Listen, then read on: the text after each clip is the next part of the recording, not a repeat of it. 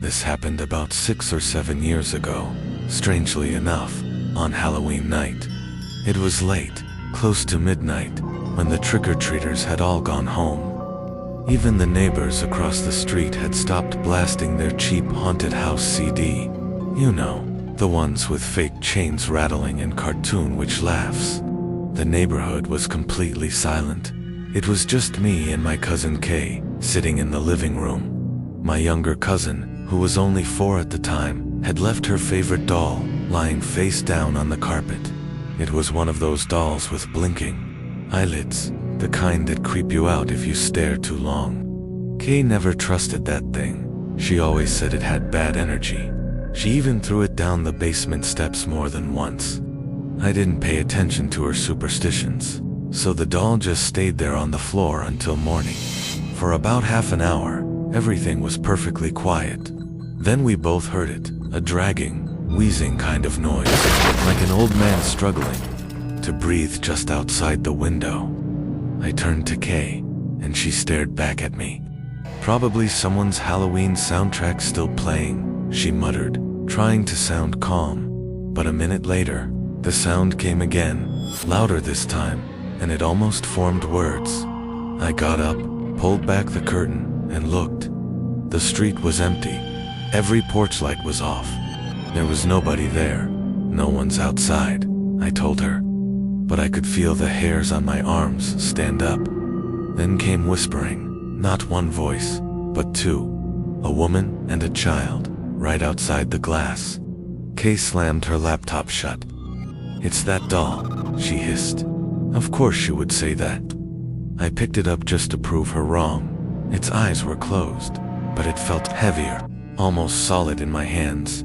I should mention this doll had a voice box, but it didn't have batteries. Still, I set it back down. Seconds later, the rasping returned, and this time I heard a man's voice, low and garbled, followed by a horrible wheeze. I froze. That's when I noticed the doll wasn't lying where I left it. It had shifted. Its eyes were wide open. My cousin screamed and hurled it down the basement stairs. To this day, I don't know what to make of it. She denies it ever happened. My younger cousin never once asked about her missing doll. I only saw it one more time resting at the top of the basement steps, as if it had climbed back up on its own. That time I kicked it down myself. Another night, a few years later, I was alone in my own house, up late reading. My bedroom sits on the ground floor, with no blinds, since I like the morning sun. But that choice is something I regret, because of what happened next. I had just turned off my lamp when I heard a single knock on the window. Not a branch scraping, a deliberate knock. My body froze, facing away, pretending to sleep. Then came another, and another. Someone was standing just outside my window. Finally, I couldn't take it. I turned my head, and in that split second, I caught a dark figure ducking beneath the frame. My courage vanished. I ran to the kitchen and grabbed the phone, calling the police. While I was still on the line, I noticed movement. Someone was at the kitchen window, watching me. I only saw him for a second before he bolted. My best friend, who lives next door, called right after. He had seen 3 people in black creeping onto my property earlier. One of them held something shiny like a knife. I panicked, ran upstairs, and locked myself in the bathroom. The knocks started at the front door. Slow, repeated, not police. But finally, after what felt like forever, came loud pounding and the shout, "Police!" They arrived just in time. The intruders had already fled into the woods. To this day, no one knows who they were. But that week, I finally bought blinds. One last story. Back when I was 12, I met a boy named Chris who lived at the end of my block. He was older than me, 16. At first he seemed friendly, even relatable. Like me, he was an only child living with his dad. But soon, I realized he was strange. Too strange. Chris would call me over and over. If I didn't pick up, he left angry messages. Sometimes he showed up at my house and rang the bell until I answered. My dad thought he was harmless and forced me to hang out with him. One day, Chris insisted I go to his house. The moment I stepped inside, I knew something was wrong. The air smelled sour, like rotting garbage. Clothes piled on the floor, broken glass in the corner. Then his father appeared, a huge man with a stare that cut right through me. He didn't say a word, just grunted and walked away. I made up an excuse to leave, saying I had an appointment. Chris's face shifted from a smile to something cold, furious, but silent. I hurried home, only to find my dad wasn't there. A note on the fridge said he'd been called into work. That night, while checking my email, I saw 5 new messages, all in caps, all from Chris. He never had my email. I don't know how he got it. Subject lines like, "You made a mistake. I know where you live." The rest were full of threats and rage. Just as I reached for the phone to call my dad, I heard movement in the bushes outside my window. When I peeked through the blinds, I wasn't prepared for what I saw. By the face of a huge man who I instantly recognized as Tom's dad. I called the police, but by the time they arrived, he was already gone. When my dad came home early because of the situation, we went on to get a restraining order as soon as possible. Tom and his dad moved out about a month after music that I moved into a house that my aunt and uncle had been renting out for several years. After they built a new place, I spent a few months alone before a buddy from work if I was looking for a roommate. I thought about it for a few days and ended up allowing him to move in. It was a 2-bedroom place with a den-on office in the garage. He decided he wanted his own space as the bedrooms were right next to each other, so he moved his stuff into the office in the garage, and I have to admit, it was a pretty cool setup he had. The only problem, he didn't have a bathroom or kitchen out there, so he would use the kitchen and toilet in the house. We worked different schedules, so I would often leave the house unlocked for him one night.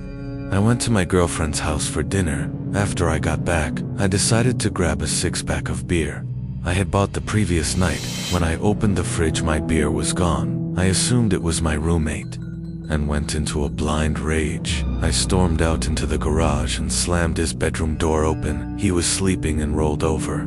I screamed at him, asking why he drank my beer without asking. He said he didn't touch my beer and rubbed the sleep out of his eyes. Having lived with him for a while, I was pretty good at judging when he was lying. I felt he was telling the truth. My heart sank as I came to the realization that somebody had stolen our beer from the fridge and whatever else. We went back into the house and made sure everything was in its place. The TV was there, all the furniture. It wasn't until I went into my bedroom and realized my $22,000 laptop was gone that we began to panic. My buddy called the cops and we searched high and low for the beer and laptop, thinking I might have misplaced them. We soon gave up and began to search the yard for whoever had done this. We didn't live alone in this house though. There was a room that had been built on several years after the house was built. My aunt's dying mother spent her last couple of years living there, as it was easy for my aunt and uncle to care for her during her sickness. When she died, they began to rent the room out to a strange woman before eventually moving out themselves and renting the rest of the house out. The woman remained there until we moved in, and my aunt and uncle had their concerns with her. They believed she was a drug addict, which became evident to us during our stay. There she behaved erratically, and we would hear strange noises from her. End of the house all hours of the night. Her brother moved in several months after we did, which was strange because her place was a 1-bedroom suite. We figured he just slept on the couch or something. He was even weirder than her though. He wouldn't acknowledge me when I pulled up into the driveway while he was sitting having a smoke. Trying to make conversation with the guy was pointless. He basically just stared through your soul. One night he even asked my roommate if he could score him drugs that night during our search for the burglar. We went out to the garage door, only to find bare footprints in the snow. The footprints led from their suite door to our garage door. We put 2 and 2 together and began banging on their door. We said we knew it was him, and he better answer the door. Someone inside lifted the curtain and made eye contact with me, which to this day Still gives me chills. The cops showed up and took down all our information. They scattered the house and found nothing and no one. We showed them the footprints and explained that the people living in the suite were drug addicts. We gave the officers their names. They ran the names in their cruiser and came back to inform us that the man had a warrant in another province and was convicted of breaking and entering several years back. The cops knocked on their door for several minutes and identified themselves as police officers to no avail. They informed us that because the warrant was from out of province, and technically the man hadn't committed a crime, there was nothing they could do about it. The cops left, and it was 1:00 a.m. So my roommate and I went to bed. The door that connects the two weirdos' suite and my part of the house can only be locked from their side of the door. I completely forgot about this before falling asleep. During the night, I heard footsteps outside my door and a few loud bangs. My doorknob began to shake violently. I was barely awake and brushed it off as my roommate. Luckily, I always lock my bedroom door at night. The next morning I asked my roommate what was so important at 3:00 a.m. that he would need to try and get in my room. He told me he slept through the night and hadn't even got up to go to the bathroom. My heart sank. I told him what had happened during the night. I have never been more glad that I locked my door at night due to some silly childhood fear that I've held on to into adulthood to this day. I wonder what would have happened if I left my bedroom door open and that man got into my room. Needless to say, me and my buddy moved out of that place a few weeks later. It happened on my friend's 21st birthday. We were throwing him a big party, filled with alcohol. There were a lot of people I didn't know there. It was just chaotic in the house. There were probably 100 people, but even in all the chaos, I noticed one shady character that stood out there. Was an older man sitting in the corner of the room, just kind of watching everybody drinking and dancing. I didn't think much about it at first, assuming it was someone's dad or uncle or something. But as the night died down, and more than half of the guests had already left, the man was still there by himself in the corner at that point. I asked one of my friends who that guy was, and he said he had no idea. We decided to wait until most of the guests had left, figuring maybe he would too, and when the last of the guests were gone, we went back into the living room, and surely enough, he was gone. I felt relieved immediately, even though it wasn't even my house. That man just seemed so out of place, and it was downright creepy. Me and a couple of other friends slept over that night. I slept on the couch in the den. Falling asleep was easy, with all the alcohol running through my veins, but staying asleep was a problem. I woke up in the middle of the night feeling insanely thirsty and having to go to the bathroom. I first went to the bathroom since it was closer, and then went up to the kitchen and got a glass of water. When I went back down to the den and laid back down on the couch, I noticed that the sliding door to the coat closet across from the couch had been slightly slid open. It was too dark to see anything else though.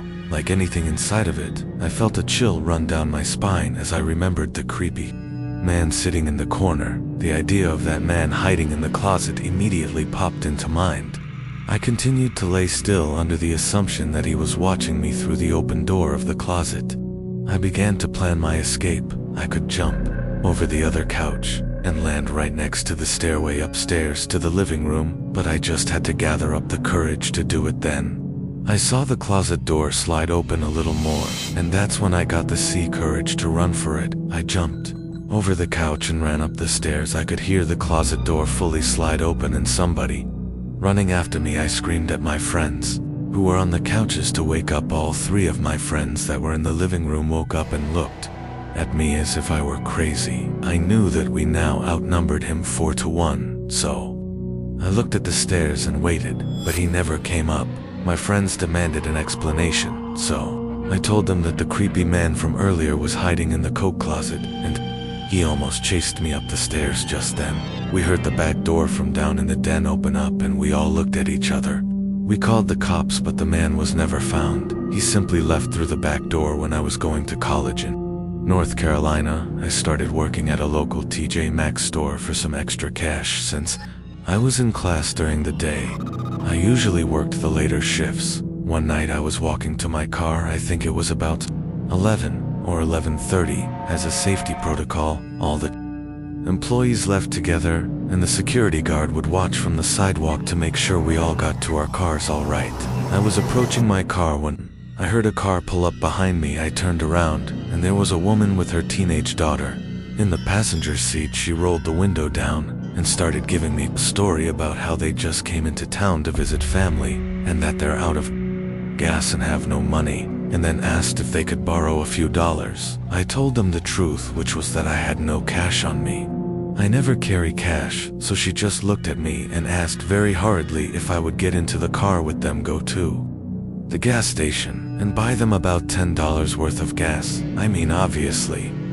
I said no, and she asked a few more times. It wasn't until I had said no that I noticed the daughter in the passenger seat had been staring at me the whole time, and she was licking her lips and wringing her fingers. At that point, I bolted back to the store where the security guard was because they had pulled up behind my car, so I would have been stuck there. I told him what had happened. He started walking to their car, and they sped away. Working the night shift always sucked. I work in an office building and would constantly do the night shift. Since it was the only time it would work out for me, I was just about always the only person on the floor I worked on. Possibly in the whole building, there would always be a kind of eerie feeling to being in such a big building with most of the lights out and absolutely no one around. But on the upside, it was peaceful and less stressful, and I was able to get a lot of work done. There was this one night though.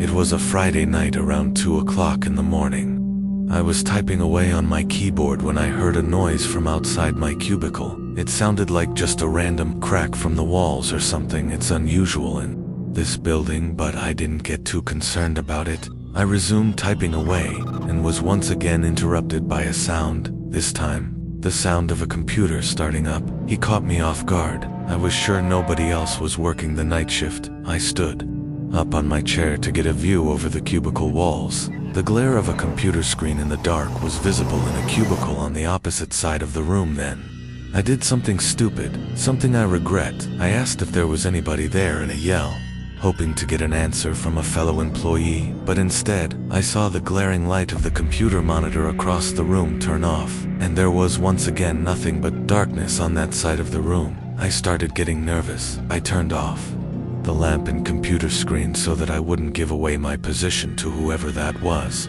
I crouched down and tipped out across to a nearby cubicle. There was just utter silence. I sat waiting for something to happen for God knows how long, but I eventually decided the coast was clear. I tiptoed down past all the cubicles until I reached the opening near the exit door to the stairs and elevators. And that's when I realized that my fearful suspicion was true. There was a man crouched down behind a plant in the corner of the room, dressed in all black. I felt my heart sink as I noticed him, but it didn't seem like he knew that I noticed him. I turned back to the stairway door. There was no way I was going to wait for the elevator and take a chance. I casually opened the door and closed it behind me, proceeding to walk down the stairs. After making it down about 2 flights of stairs, I heard the door above me push open aggressively, followed by manic echoing footsteps coming fast down the stairs. I raced down the stairs, running as fast as I could, all while the footsteps above me were getting louder. I finally made it to the first floor, raced through the lobby and out the front door. Whoever was in there didn't follow me. I immediately called the cops along with one of my bosses. My boss said no one was scheduled to work except for me. The cops scanned the place from top to bottom. There was no one in there. I couldn't help them out with any description other than he was wearing all black. I did continue to do the night shift for about a week after that, with my boss allowing me to lock all possible entrances to the floor, including the elevators, but I still wasn't comfortable with it. So ever since I've been doing the day shift's music. It was 4 o'clock a.m. On the Saturday night, I woke up to my stomach rumbling, and nothing is worse than trying to sleep on an empty stomach. So I got out of bed and made my way to the kitchen to make a sandwich, but immediately I noticed that the cabinet was open. I'm always super obsessive over closing everything I open, so I couldn't believe that I had done that. I found it more odd than most people would. That's just how Most people would shut the cabinet and forget about it, but I went as far as investigating around the house for any unwanted guests. There was nobody in any of the closets. I checked, but when I went down to the den, the back door was wide open. I was certain now that someone had been in my house. I somehow had the balls to step outside and turn on the patio light, and there was somebody sitting in one of the patio chairs. He looked at me with a blank expression and got up slowly. He looked filthy, almost homeless. His hair was down to his shoulders. He started walking closer to me. I couldn't tell what his intentions were, and I kind of just stood there almost taking him as harmless, but he suddenly lunged at me, and I barely had time to shut the door and lock it. We stared each other down for 10 seconds through the glass, until I finally realized I should be taking that time to call the cops. I ran to the kitchen to get the phone, and as I was dialing, I noticed when I got back that he was already gone. I still called the cops, but nothing was ever found of the man. This is a very weird story that took place a few months ago. I still live in the same house this happened in. I have an electrical outlet under my bed that I used to charge my phone with. I leave my phone up on the ledge above my bed every night, usually using it as an alarm. However, something strange started happening on a Monday night. In February, I woke up to my alarm clock blasting, only it was still dark out. I looked at my actual alarm clock sitting on my desk. It was 4 in the morning. I wasn't sure if I'd accidentally set a new alarm. The alarm was titled down. I unset it and went back to sleep, not overthinking it. The next night, I woke up again to the sound of my phone's alarm clock blasting. I saw that the time was 3 in the morning, and the alarm clock title was set to beneath. No way had I set that alarm. I would remember something like that. I figured my brother was playing a joke on me somehow. The next morning, I told my dad to tell him to stop messing with my alarm clock, that it's interrupting my actual sleep on school nights, but he swore on his life that he had never touched it. And I kind of believed him. That night, I put a password on my phone and wrote it on a sticky note.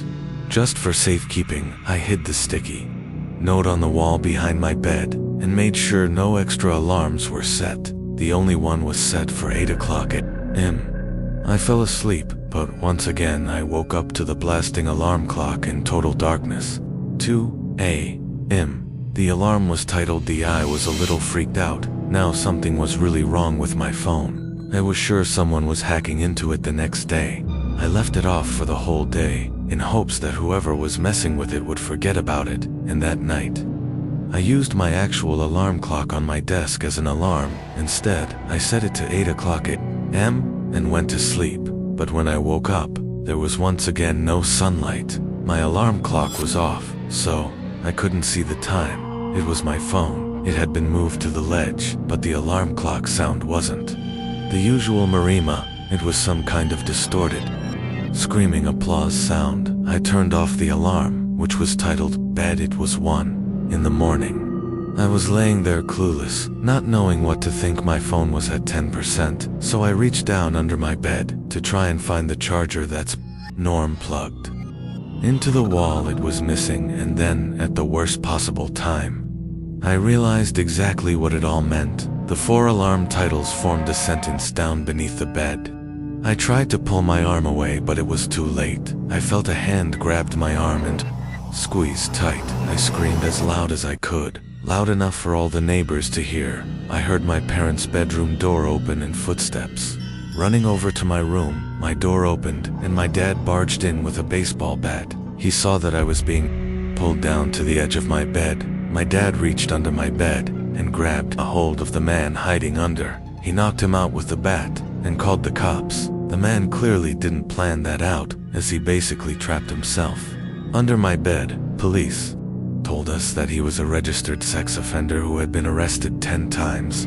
He's extremely messed up in the head and clearly gains pleasure from messing with and scaring his victims. It scares me the most that he was in our house and under my bed for 4 days. The most horrifying experience that ever happened to me didn't even directly happen to me. I have a friend that I'll call Ty. We would hang out, or at least text, every day, but there was this one day that he didn't respond to any of my texts or calls. I went over to his house, which was a block away, to see if he responded that he was fine and he was at home. I asked him whose phone he was using, and he just took a long pause. Before answering, he just blankly stared at the camera, until finally answering that he was using his uncle's phone. That was really weird, but before I could question him he all of a sudden demands that I lend him $10,000 and that he'll pay me back. I can't help but laugh at this until I see that he's serious, more than just serious, his facial expression filled with what looked like worry. I asked him why the hell he needed so much money, and there was once again a huge pause with him, just staring into the camera. He finally says he has to go, and with that the call ended. It was probably one of the weirdest and most unnerving experiences of my life. I had never seen him act so weird. Something was clearly wrong with him, but it was late, and I figured I would just go over to his house tomorrow and talk with him the next day first thing in the morning. I went straight over to his house and rang the doorbell about 10 times. He didn't answer. I eventually gave it up as a lost cause. If he wanted to act sketchy, that was his problem. But late that night, around the same time, I received another FaceTime call from another unknown number. I answered it, and it was again Ty, but this time he looked like underscore. His hair was a mess. He had a cut on his forehead. He had bags under his eyes. I didn't understand what the hell was wrong with him. He wouldn't tell me anything. He just kept demanding $10,000 to be paid to some random address, to which I kept telling him no, and then he said something that still haunts me. He said, in a shaky, nervous voice, "Come on, don't point a gun at my back." It hit me like a bullet as he said this, accompanied with an ever so slightly twitch of his left eye, to which I interpreted as a wink. But then the call ended abruptly, and I can only imagine what was going to happen to him by some miracle. I remembered the address and sent the cops there right away. It was an old abandoned house on a basically deserted block, miles away from my house. They found Ty in the basement, beaten, senseless, and barely alive, but they got to him just in time. The sicko that did this to him was already long gone. Ty doesn't like to talk about it, but the most he told me was that he was walking home before everything went black, and he woke up in a dark basement. Music